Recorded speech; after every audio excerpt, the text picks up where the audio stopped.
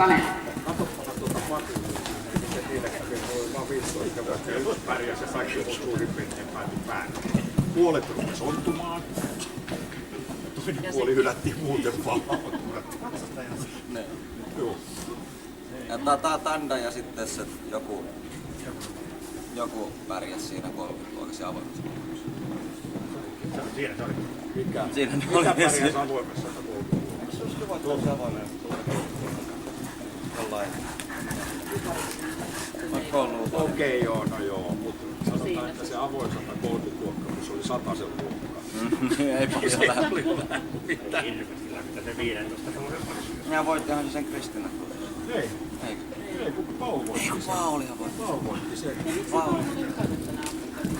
Eipä se GP, mutta oltiin Ottiko se 4 3 alasta vai 4 jotain?